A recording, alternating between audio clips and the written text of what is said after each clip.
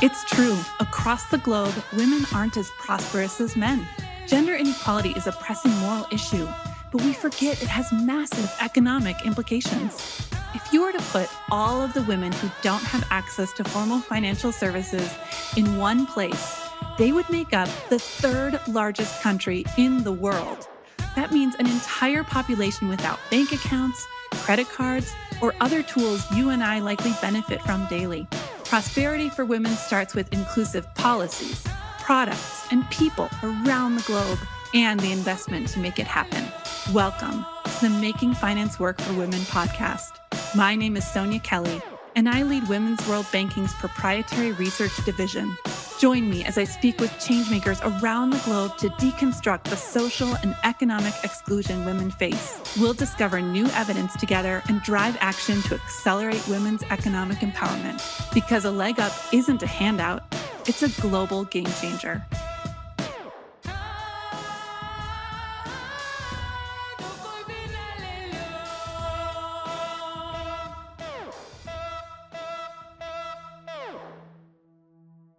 Welcome and thank you so much for tuning into the Making Finance Work for Women podcast, streaming on YouTube and wherever you get your podcasts.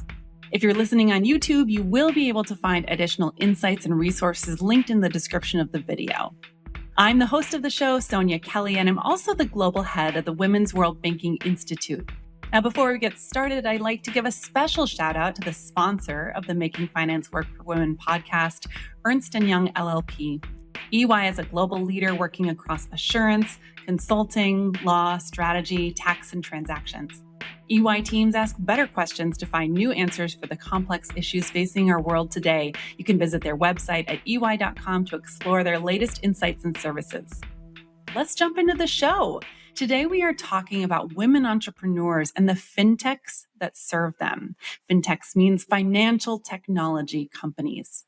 Did you know there are about 500 million women entrepreneurs in emerging markets around the world?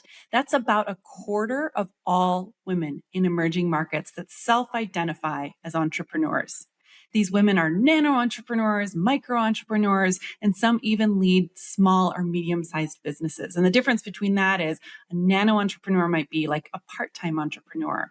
A micro entrepreneur might be a sole proprietor. Small and medium-sized businesses would employ more people and have higher profits and higher costs. Women entrepreneurs drive economic growth in every market in the world, but too often they remain invisible to financial systems. Globally, women-led businesses face an estimated $1.9 trillion in terms of their financing gap. That's the gap between demand and supply. In Nigeria alone, women own approximately 40% of micro, small, and medium-sized enterprises, or MSMEs, as we say in the business. But women receive just 11% of formal SME lending, that's small and medium-sized enterprise lending. So 40% of businesses, 11% of loans.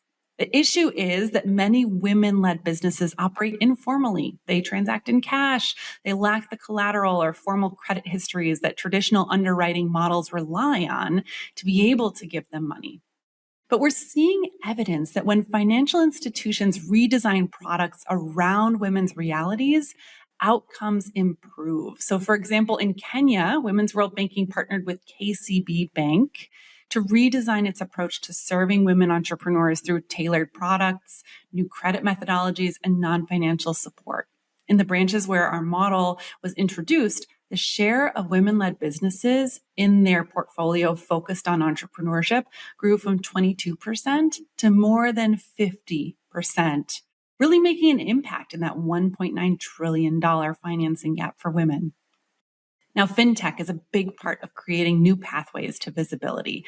Things like alternative data, digital payments, embedded finance, like digital identities are helping women entrepreneurs to build financial histories, to access capital, and to strengthen resilience to climate and health shocks, especially. My guest today has a front row seat to these innovations. Sarah Corley is the founder and CEO of the Alliance of Digital Finance and Fintech Associations, where she works with digital finance associations across Africa and Asia to strengthen inclusive digital finance ecosystems as a whole and accelerate responsible innovation. And Sarah is an entrepreneur herself. Welcome, Sarah. Thank you so much. It's wonderful to be here, and I'm really excited to have our discussion today. We're so glad to have you. Now, Sarah, you've spent more than 2 decades building networks and supporting digital finance ecosystems across Africa and Asia. Can you tell me a little bit about your journey? Like, what led you to focus on advancing inclusive digital finance? So I'm going to go back and sort of reflect on little moments of my life, really. So for the first couple of decades of my life, I'm giving away my age a little bit here as well. But, for the first part of my life, I grew up and lived in the United Kingdom, where I had access at a very young age to bank accounts.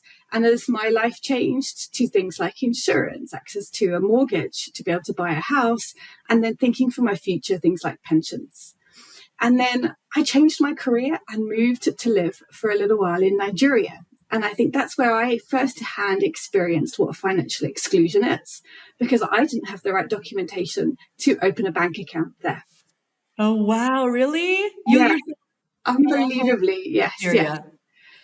And so I then had to suddenly be, thrust into this world where I had, not that I was particularly wealthy, but I had cash. Every month I was receiving a salary fully in cash and having to find different hidey holes to put it in my house so that if someone did find one, I didn't lose everything. And I realized that the ladies that I bought most of my goods from on the market were in exactly the same situation, having to go home sometimes at night, sometimes feeling very unsafe because they clearly had, large amounts of naira that was very susceptible to sort of being, theft and losing that and what that impact would have on them. And then I had the wonderful experience of living, in Eswatini, where we paid most of our staff with checks.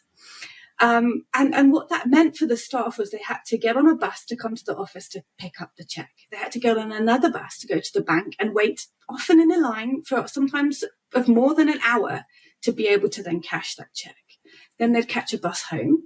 Before they went home, they'd have to find a place to put some of that money aside because they wanted to buy maybe school activities or shoes for their children, before then handing the rest of their money sometimes over to their husband, who made a lot of the household financial decisions. And seeing this different cultural, social, economic norms from what I'd grown up in made me realize how privileged I was and how privileged so many of us are that have more jobs that are sort of more, having sort of regular salaries, and we're living in more urban areas where that bank is actually, thankfully, a shorter bus ride away. But that isn't the case for millions and particularly women. And that really has formed a huge passion for me to try and do what I can to put some of those things right. I love that. And I love that you have that personal experience that gives you that empathy. It reminds me of this study from Graham Wright and his co-author, Mutesa Sira, from like over a decade ago, but it was talking about the cost of cash. And they found through a study of women in Uganda that more than 20% of cash is lost in a year. It's like if you keep all your money in cash, there are all of these vulnerabilities that mean that you might lose it. And that brings me to my next question about informality. I mentioned that women are informal. Oftentimes, they might not be using digital finance. They might be primarily using cash. Sometimes they lack an identity. They probably aren't keeping, like if they are a micro-sized businesses, they probably aren't keeping like really auditable records of their profit and losses for their business. So tell me why, from your observations and your experience, why informality limits women's access to finance and opportunities for growth? So I think there's lots of different things. And I think actually because there's so many and they're very interconnected and they sort of play off on one another, that is one of the big challenges.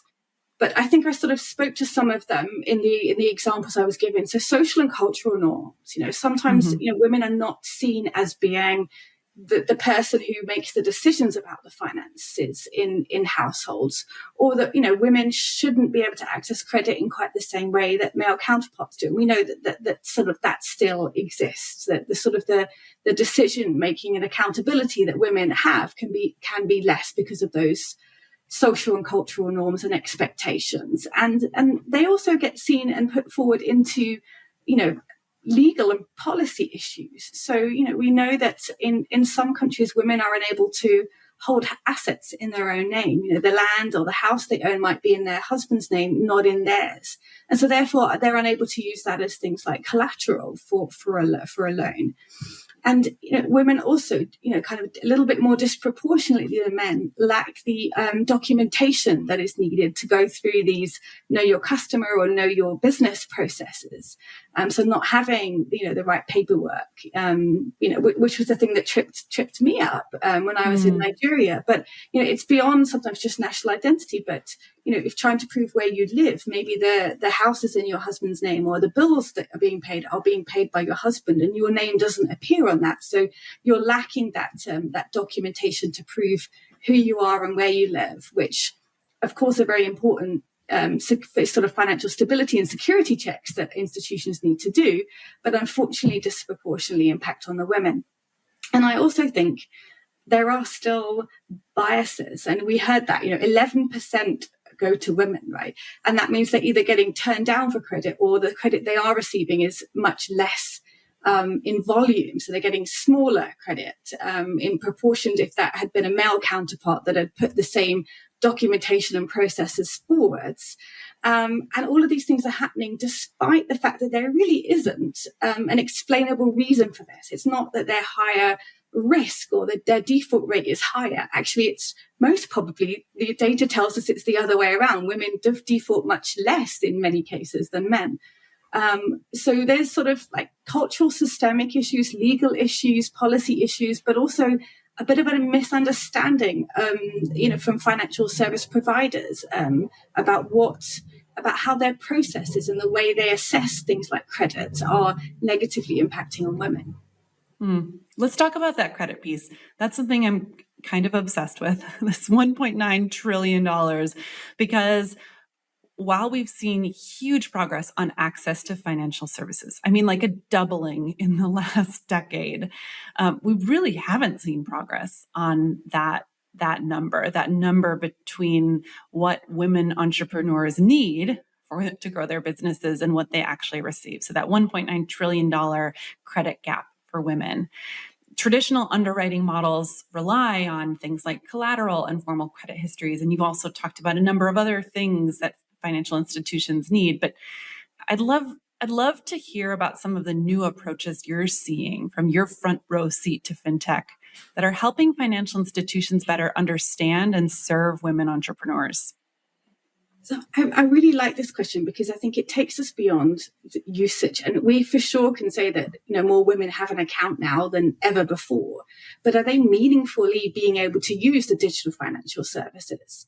And I think the answer still, unfortunately, for many is no, that meaningful use is missing. And it's great that we're beginning to sort of start to see the use of things like alternative data. Sort of looking at maybe, transactions that are made by, e-wallets like mobile money that, thankfully mobile money has been one of the great innovations that has really added huge value, particularly to women, being able to make those transactions from a device that many people now have in their hands. And being able to sort of also look at, what other payments are being made, are bills being paid, are school fees being paid, how much airtime is being bought. That gives us sort of a sense of what money is sort of kind of flowing in and out of that account that may not have formally been captured by things like credit bureaus, because, many countries still lack that credit bureau. But, we're seeing now a new innovation that's using this alternative data even sort of looking a bit more about psychometric and behavioral scoring, sort of weaving in, not totally relying on that, because obviously we know those instruments are and should not be the only source of information, but they can be a useful supplement. So, we've heard sometimes, taking women through a course, very short course, and sort of a little quiz afterwards so that, maybe she understands more about, I agree, I understand what this loan is about, I understand I need to repay this. And sort of that gives the fintech more confidence. Okay, well, this woman is, sort of fully understanding what it is that she's taking out here. So I'm, the risk that she might default, she understands what the risks to her are. The risk of default will lower. So I think we're sort of seeing really interesting behavioral components being brought in as well. And I think, we're now also seeing more fintechs themselves trying to sort of share data in some way to create sort of this concept of a credit bureau amongst certain financial service providers when a national one maybe doesn't exist yet in the country. And alongside that, we are beginning to see, things like instant payment rails. Okay, so many countries now have instant payment systems where these transactions are happening on the rails. And, we then can sort of start to have an idea of what money is flowing to and from that particular account. And sort of seeing more things around digital identity, which are enabling those accounts, to be opened in women's own name. Because actually one of the things that I think makes this particularly complicated is when it comes to understanding who the owner of the wallet is. So you may have a wallet that is in, and I'm just going to use my own name, in Sarah's name, but actually Sarah's husband, Sarah's children, or Sarah's grandmother, or other people may also be using that wallet as well. And I might be using that wallet for my personal use. I might be using that wallet for my business. But every transaction goes through that one wallet. And I think that is where some of the confusion around using alternative data and alternative credit scoring can kind of muddle the waters a little bit. So I do really think we have to be quite clever about sort of thinking, is the account usership that we are seeing a real picture, or is there this muddling, this multiple use of this one wallet that we need to be really cautious about how we're using and interpreting and reading that data.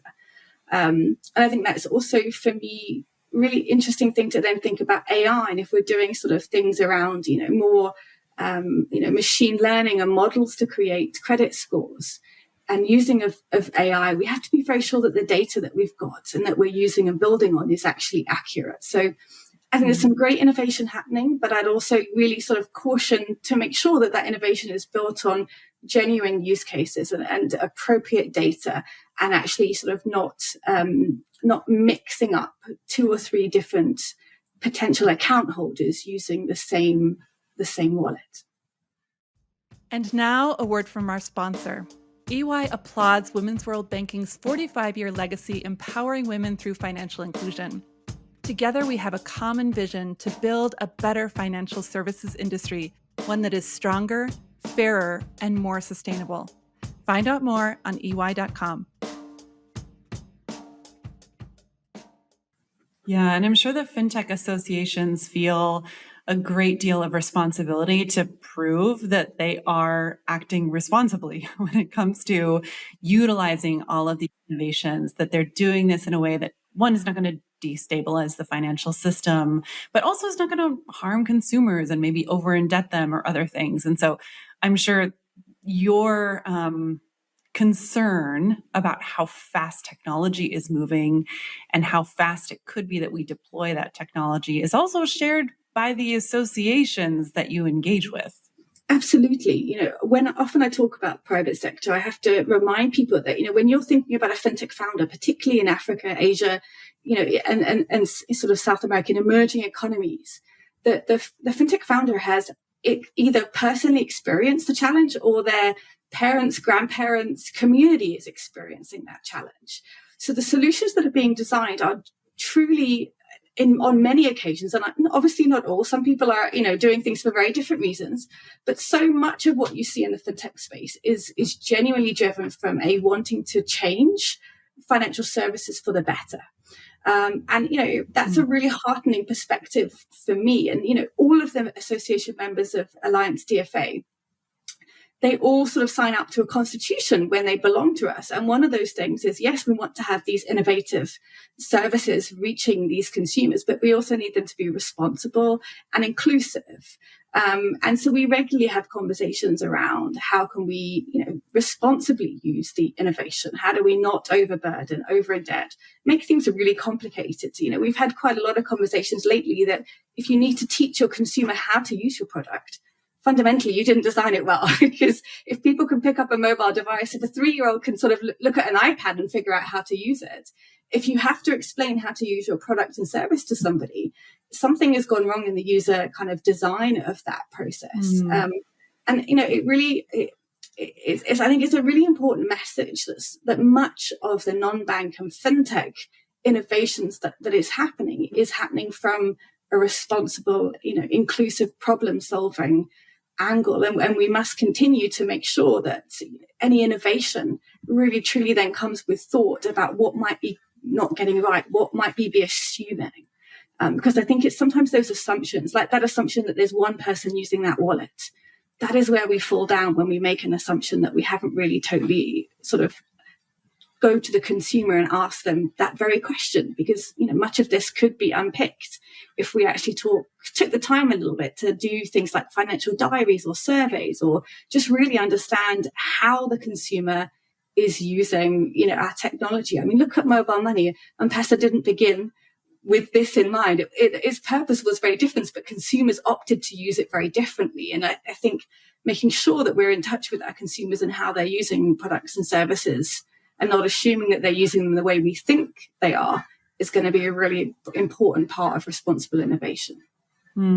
Yeah. And for our listeners, M-Pesa is a mobile money innovation in Kenya that started in 2011 and really was like the first wallet-to-wallet transaction on phones from a mobile phone company. So it was a huge innovation at the time. It still is a big innovation, has been a big driver of growth of people's access to financial services, and not through the traditional banking sector, which has been really interesting to watch. We have, Sarah, really kind of focused on credit, or my questions have focused on credit anyway. I wonder as well, what financial tools women entrepreneurs need most to strengthen their businesses and protect their livelihoods in the face of things like climate shocks or personal health shocks. I know a lot of these businesses are kind of on the edge of survival. So what other tools do you think they need? So one of the products that really excites me, but also terrifies me in how little it is uptaken, particularly in emerging economies, is insurance. I think it's a hugely underutilized product. Often we talk about, and savings. Yes, we know about savings, and absolutely we should be saving. We also know a lot about credit, but the one that I think gets pushed aside a little bit in this conversation is insurance. And we know that it is perfectly feasible now, because of technology, to be able to have insurance and even just very small micro insurance for a farmer to protect themselves from climate change challenges. So, if there's floods or there's droughts, in micro insurance can pay out and sort of help you recover from crop damage or losses.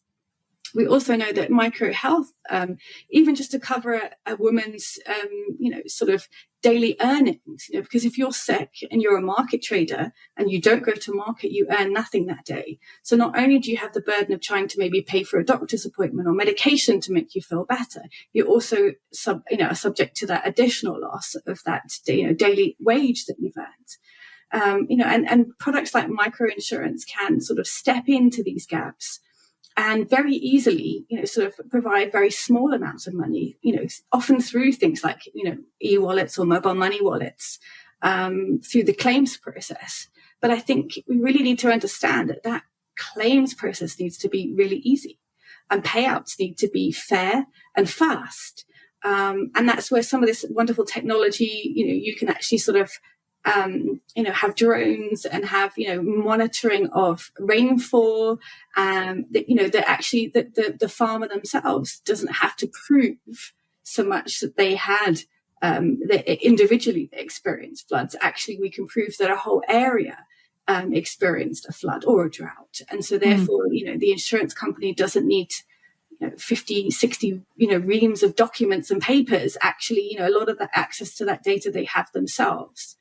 And the same thing with health. I've heard really interesting about, how AI is being used to read documents uploaded for health claims.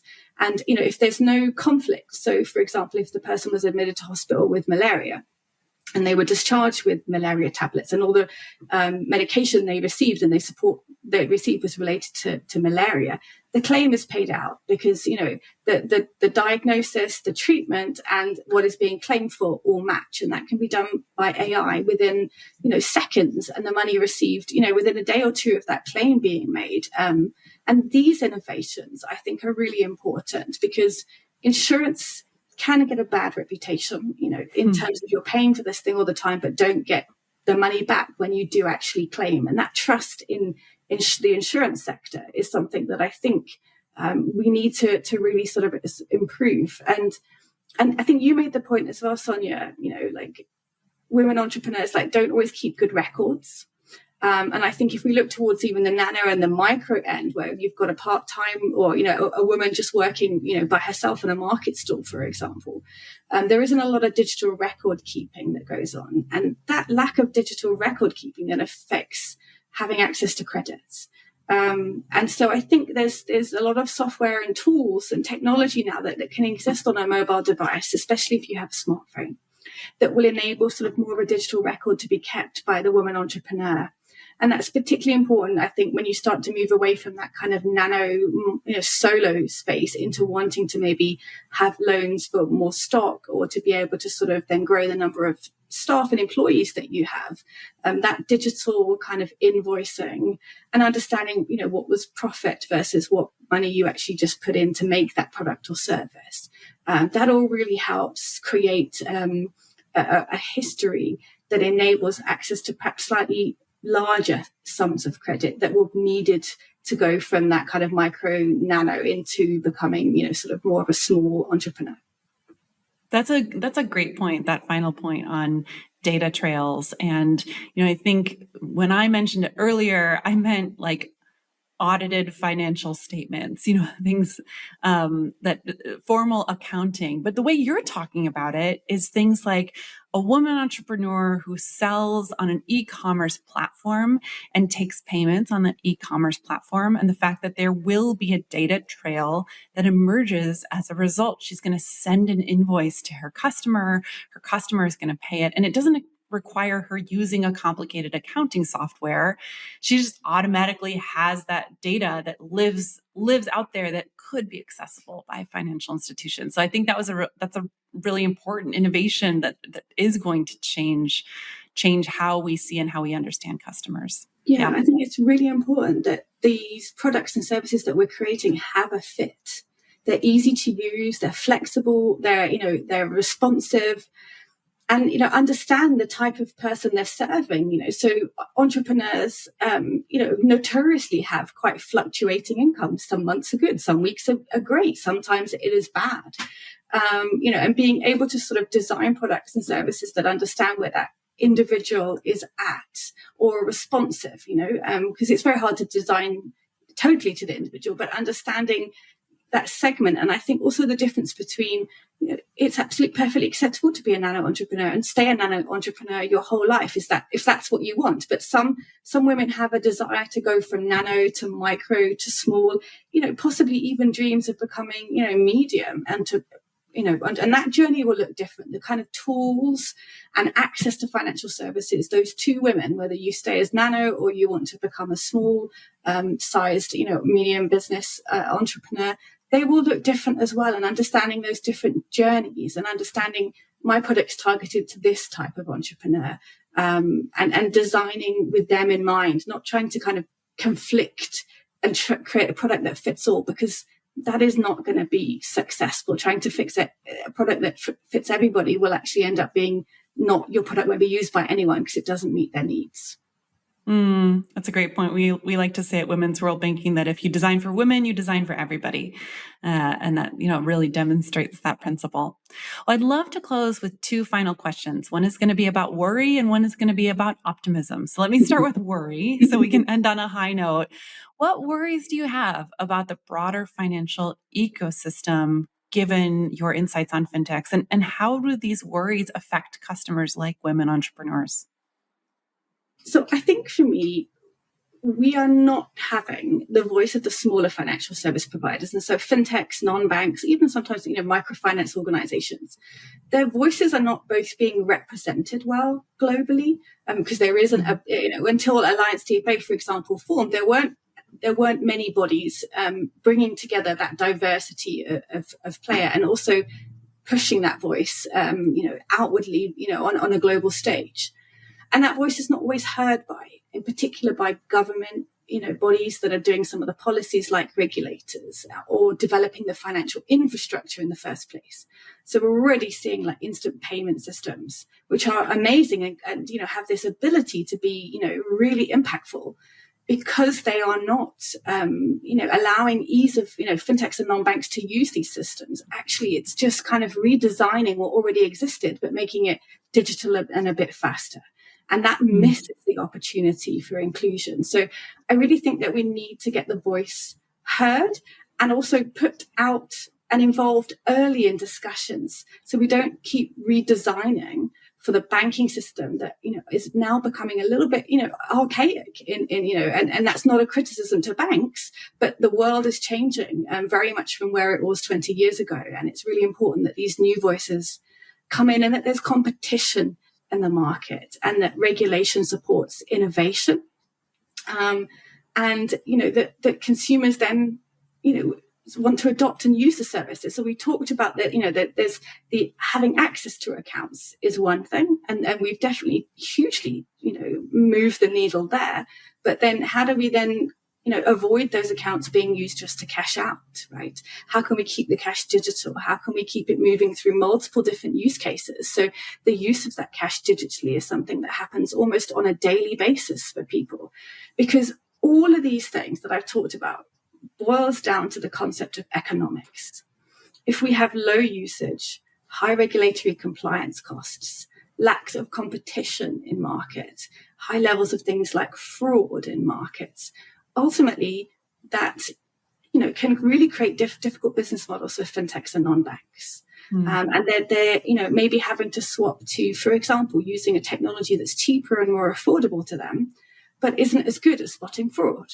And that's happening out there. That's the reality that some fintechs are having to make, because in order to try and make their price product fit the customer and what customers are willing to pay and can afford to pay, they have to make sometimes some sacrifices in the technology or the way the product and service is delivered. And consumers therefore have, more poorer performing products, fewer choices, higher costs, greater chance of becoming a victim of fraud or, receiving bias in how that fraud, that product and how they're treated as a consumer. And we know that from women. And, if we use AI, and algorithms without thinking, it can actually bias a lot of people. But, all of these things decrease trust and increase exclusion. And we're trying to go towards the opposite. But actually we have to also think that these fintechs and non-banks are often the ones who are closest to and serving those who are currently excluded. And we need to try and make it as easy for them as possible. But of course, respecting compliance and stability, to be able to get their products and services out to market quickly, can test things, can innovate and, pivot to where things don't work. But that all should hopefully benefit the end consumer in having, much better products and services and more affordable products and services as well that meaningfully enhance their lives. Yeah, I think that's really, really important. And competition between different types of financial institutions will really drive innovation in a big way. So I think you want them to you want these institutions to compete on user experience as well, so, okay, well, if they're all really low cost, now they need to do something different. So now, these guys have done something that I really like. I like to use it. I find it easier. And so it's interesting to sort of see the innovation not only around the price point, but actually providing an intuitive user design or embedding your products and services somewhere that consumers already go to. And so, thinking kind of more creativity beyond competition, just being about pricing. Yeah, like a level playing field will allow the consumer to decide to vote with their wallets. Absolutely. So I want to end with optimism. Like I said, looking ahead, what gives you the most optimism? What changes in fintech or policy or financial services more broadly could most accelerate economic opportunity for women entrepreneurs? Well, I think, we've talked about that the access to account gap is closing. We've talked about, mobile wallets, but also mobile phone penetration very much increasing and will continue to increase as devices become more affordable. And that mobile device, particularly when it's more of a smartphone, really does then open so many doors to accessing, things like we talked about, e-commerce platforms, or even being able to sell using platforms like WhatsApp to be able to take orders, for example, for your products and services. So being able to be in that digital e-commerce world, access the tools that you need without needing to spend long times transiting to, hubs where there might be, agents or banks. I think, the mobile phone is going to revolutionize a lot of how women have access to their market and products and services. I'm also really heartened. So when I look at our associations that are in our network, so many of the, people running those associations are women. And I'm seeing more fintechs run by women. I am seeing more central banks employing women and financial service providers having women in senior roles or on the board. And actually, fundamentally, that's also a really important experience because, sort of having women designing and delivering products and services, women tend to understand women more because that is, our walked life experience as well. And the research bears that out too. It's not just a bias that you and I have. The research also shows that. Yeah. So whenever I want to call with our members or running focus groups with the fintechs, trying to understand what challenges and issues they have, seeing so many female faces now on those calls from when I first started out in this industry really gives me a lot of hope as well. And I, one of the reasons, I really do hope that Alliance DFA is one of those entities that supports increasing the voice of the private sector, particularly those who are interested in innovative, responsible, inclusive innovation. That their needs and challenges are being listened to. I'm seeing more people talk about public-private sector collaboration to discuss some of the challenges. And for sure, being a regulator in today's crazy world of technology and fast-moving paced change, that must be really difficult. You go from regulating a handful of banks to now maybe even hundreds of different entities in the space. It's a challenge, and it's a challenge that we should be working on together, not in silos.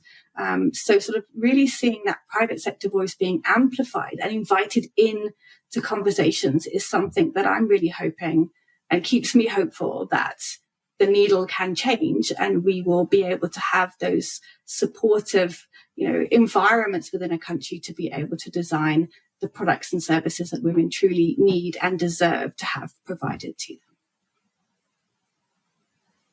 Well, that's a great note to end on. Thanks so much for joining us, Sarah. Thank you so much for having me. I've loved being here and really look forward to hearing feedback on today's discussion and look forward to chatting again soon. Absolutely. And you can go to the Alliance for Digital Finance and Fintech Associations' website. It's Alliance DFA. Very easy to find to get in touch with Sarah. Well, I hope you enjoyed this episode as much as I did. I have a lot of notes, and as you all know, as we let our guests depart the stage, I love going over my notes so that you can also benefit from them as well. This conversation was so different than my introduction to finance, which was at the start of my career. I was doing trips around the world, showing donors what was happening in the microfinance space. And I remember talking to microfinance institutions that were getting people coming and applying for loans. And every day, at the end of the day, they would pack up all of the folders that had all of the information from the loan applicants. And they would carry that set of folders to the next microfinance institution down the road and the next one and the next one and say, have these people had a loan from you? How did it go? Give me any information you have on them. And they had a good relationship with all of the other microfinance institutions, but they were basically reinventing a credit reporting system. Now there's so much more data about people, and that kind of peer-to-peer exchange of information isn't exactly necessary to evaluate creditworthiness. We have all of these different tools that we can add to processes like that. So some of the notes I have here on innovations, and I hope you've noted them down as well, because Sarah was kind of rapid fire giving us a primer on all of these innovations that are changing financial services.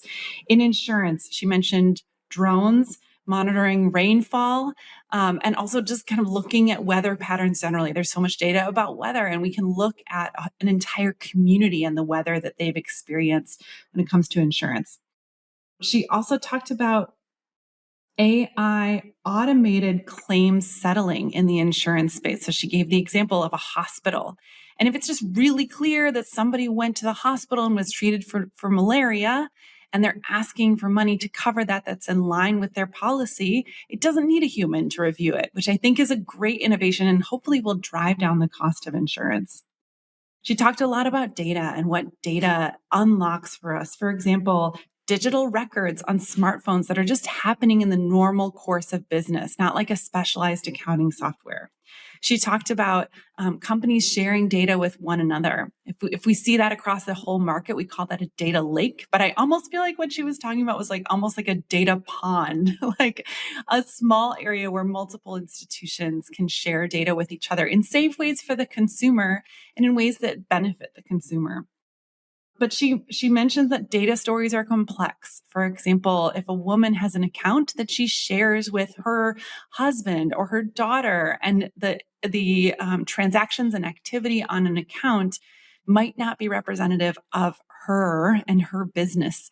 And so understanding the complexity of those data stories is really important. And that's why she talked about the responsible use of these new technologies that we have in our space, and things like behavioral scoring, like looking at somebody's behavior and making a loan only on that basis might not be totally responsible. Fintechs have a huge incentive to prove that they're responsible as newcomers in the space. And I think Sarah really emphasized that for us. There was also a little anecdote she gave about financial capability. She said, like, if you're sitting people down in a classroom and teaching them how to use the product, you probably designed the product poorly. And I really appreciated that. Finally, her organization and the members the organization represents thinks a lot about policy and regulation and making sure that the voices of a diversity of financial institutions are at the table when policy is being made, because policy and regulation sets the rules of the game. And that's especially important to smaller non-incumbent institutions. I hope you enjoyed today's episode. If you did like it, please make sure to subscribe so that you get the next one automatically, to rate us, to leave a comment. I read all of those, and every piece of feedback is tremendously valuable. So until we meet again next time, please stay informed, stay engaged, and make finance work for women, whatever that means for you. Thanks so much.